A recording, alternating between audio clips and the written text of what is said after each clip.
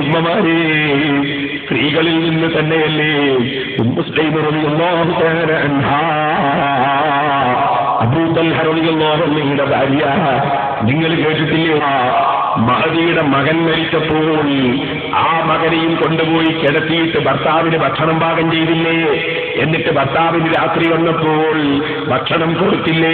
ഭക്ഷണം ഭർത്താവ് കഴിച്ചില്ലേ? ഭർത്താവിന്റെ കൂടെ അതാ സാധാരണ ഭാര്യാഭർത്താക്കന്മാരെ പോലെ സമ്മേളിച്ചില്ലേ? ഒന്നായി കിടന്നില്ലേ? പരസ്പരം ബന്ധപ്പെട്ടില്ലേ? എല്ലാം കഴിഞ്ഞിട്ട് ഭർത്താവിനെ സമാധാനിപ്പിക്കാനാണ് സ്ത്രീ ചോദിച്ചില്ലേ? ഓ ഭർത്താവെ, ഞാനൊരു ചോദ്യം ചോദിക്കട്ടെ. നമുക്കൊരു സാധനം ഒരാൾ ഉപയോഗിക്കാൻ നമ്മുടെ ഉപയോഗത്തിന് തന്നാൽ ഉടമസ്ഥനത് തിരിച്ചു ചോദിക്കുമ്പോ നമ്മൾ അത് സന്തോഷത്തോടെ തിരിച്ചു കൊടുക്കണ്ടേ ഭർത്താവേ?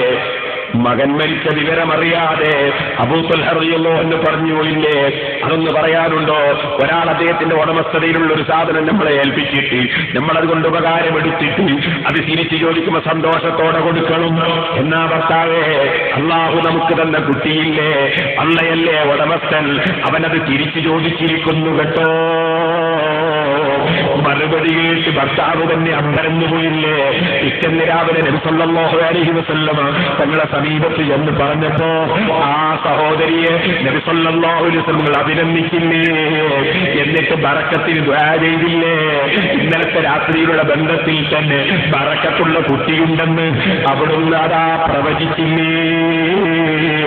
ആ കുട്ടിയല്ലേ അബ്ദുല്ലാഹി ഇബ്നു അബീ തൽഹ റളിയല്ലാഹു അൻഹു?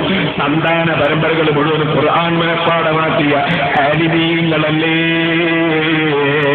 നിങ്ങൾ ഓർക്കണം, എന്റെ ഉമ്മമാരോർക്കണം, മരിച്ച വീട്ടിൽ വെച്ച് ഭക്ഷണം തിന്നുകൂടാന്ന് ചിലപ്പൊരു ധാരണ, അവിടെ ഭക്ഷണം പാകം ചെയ്തുകൂടാന്ന് വേറൊരു ധാരണ, മരിച്ച വീട്ടിൽ വെച്ച് അതാ ദുഃഖം കളിയാകണമെന്ന് മറ്റൊരു ധാരണ. അത് ഇസ്ലാം പഠിപ്പിച്ചില്ലല്ലോ. മറ്റ് പരമാവധി ദുഃഖം മൂടി വെക്കണമെന്നല്ലേ പഠിപ്പിച്ചത്. അതുകൊണ്ട് ഇമാം ബുഖാരി ബാബുമല്ലം യൂദിഹിൽ ഹുസ്നതി ഇൻദൽ മുസീബത്തി, മുസീബത്തിന്റെ സമയത്ത് ദുഃഖം പ്രകടിപ്പിക്കാത്തവരുടെ അധ്യായം എന്ന് പറഞ്ഞൊരു അധ്യായം തന്നെ ബുഖാരിയിൽ കൊടുത്തിട്ട് ഈ ഹദീസ് കൊടുത്തില്ലേ? ഇവിടെ നിങ്ങൾ ഓർക്കുക, നബി സല്ലല്ലാഹു അലൈഹി വസല്ലം തങ്ങൾ പഠിപ്പിച്ച ആശയത്തിൽ ഉൾക്കൊണ്ടതല്ലേ ആ ഉമ്മ റളിയല്ലാഹു അൻഹാ.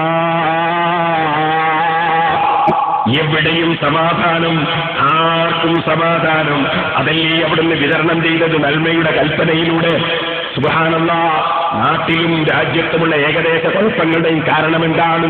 ഏകദേശ വാഹനാപകടങ്ങളുടെ കാരണമെന്താണ്? നിങ്ങൾ ചിന്തിച്ചിട്ടുണ്ടോ? മദ്യപാനമല്ലേ? കള്ളുകുടിയല്ലേ? ഡ്രൈവർ വണ്ടി ഓടിക്കുമ്പോൾ മദ്യപിച്ചാൽ അപകടം വരുമെന്നത് ഉറപ്പല്ലേ? അതുപോലെ നാട്ടിലും അതുപോലെ പരിസരങ്ങളിലും എവിടെ കുഴപ്പമുണ്ടാകുമ്പോഴും സർവ്വ കുഴപ്പങ്ങൾക്കും കാരണം നിങ്ങൾ ചിന്തിച്ചാൽ മദ്യപിച്ചുകൊണ്ട് പ്രശ്നമുണ്ടാക്കുന്ന ചെറുപ്പക്കാരനെ ഇന്ന വിഭാഗമെന്ന് ഞാൻ പറയുന്നില്ല. മുസ്ലിങ്ങളോ അമുസ്ലിങ്ങളോ ആരായിരുന്നാലും മദ്യമെന്ന വിധത്തിൽ വളരെ വലുതല്ലേ? ചോദിക്കട്ടെ, പല വർഗീയ കലാപങ്ങളും ഉണ്ടാകൽ എങ്ങനെയാണ്? കള്ള് കുടിക്കുന്ന സ്നേഹിതന്മാരുടെ കൂടെ കള്ളും കുടിച്ചിട്ട് മുസ്ലിം നാമധാരികളായ പലരും കള്ളും കുടിച്ചിട്ട് ദേവാലയങ്ങളിൽ ഉത്സവം കാണാൻ പോകുന്നു, അമ്പലങ്ങളിൽ ഉത്സവം കാണാൻ പോകുന്നു. എന്നിട്ടോ അവിടുന്ന് എന്തെങ്കിലും വേണ്ടാവൃത്തി ചെയ്യുന്നു. എന്നിട്ടത് വർഗീയതയായി മാറുന്നു, വർഗീയ കലാപങ്ങൾ നടക്കുന്നു. കള്ളു കുടിച്ചിട്ട് ചിലപ്പോൾ പലതും പ്രവർത്തിക്കുന്നു. അതിന്റെ പേരിൽ നിരപരാധികൾ പലരും ആക്രമിക്കപ്പെടുന്നു. നാശങ്ങൾ പലതിനും കാരണം മദ്യപാനമല്ലേ? ആ മദ്യപാനം വളരെ ശക്തിയായി ശാസ്ത്രീയമായി ഇവിടെ വിരോധിച്ച് നടപ്പാക്കി കാണിച്ച ഏറ്റവും വലിയ നേതാവ് അഷ്റഫുൽ ഖൽഖ് മുഹമ്മദുർ റസൂലുള്ളാഹി സ്വല്ലല്ലാഹു അലൈഹി വസല്ലം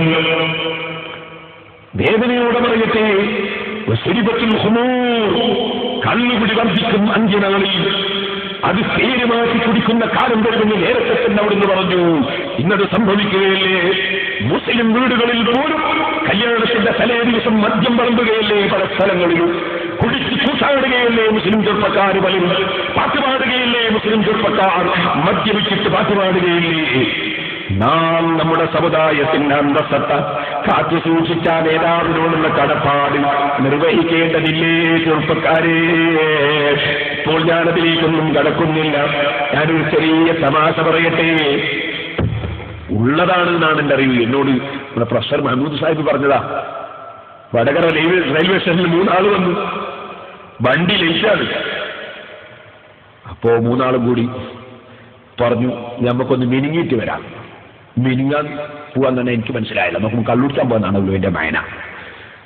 മിനിങ്ങിയിട്ട് വരാൻ പറ്റും, വണ്ടി ലേറ്റാണ്. കേരളത്തിലാകുമ്പോൾ വണ്ടിയാവുമ്പോൾ ലേറ്റായാലും സാധാരണയാണ്. കേരളത്തിലേക്ക് വരുന്ന പ്ലെയിനാണെങ്കിലും ഡിലേ ആയിട്ടില്ലെങ്കിലേ അത്ഭുതമുള്ളൂ. നമ്മുടെ നാട്ടിൻ്റെ തർക്കത്താ. അപ്പോ വണ്ടി ലേറ്റാണ്, പോയി കള്ളുടിക്കാൻ പോയി. 3 ആൾ കള്ളു കുടിച്ചു വന്നു.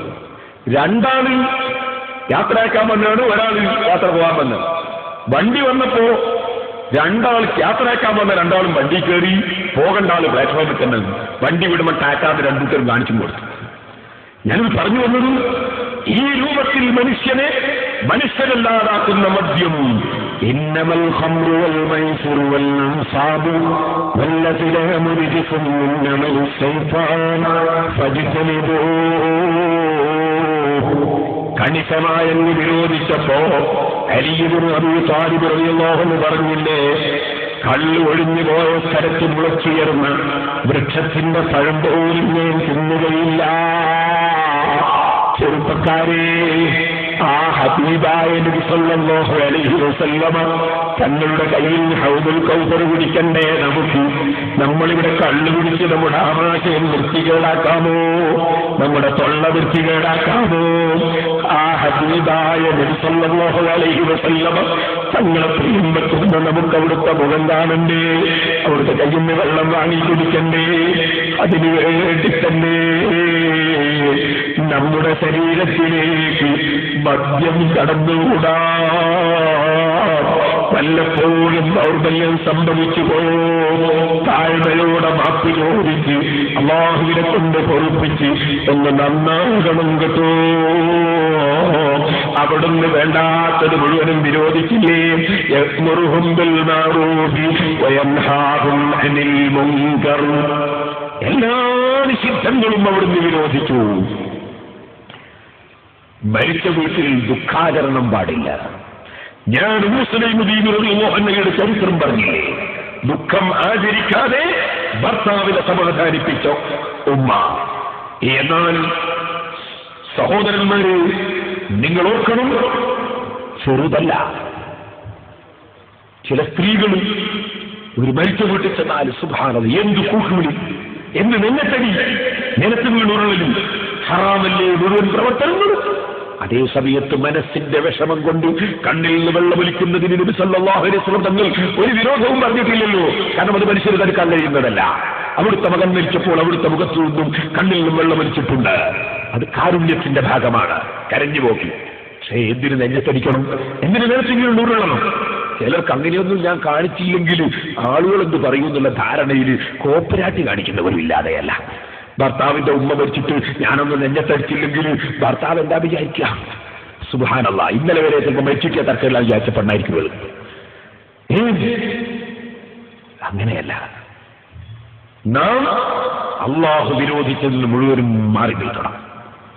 ഇതുപോലെ പലിശ, അതിന് എന്തുണ്ട് വഴി പലിശ വാങ്ങാനെന്നല്ലേ പലരും ചിന്തിക്കുന്നത്?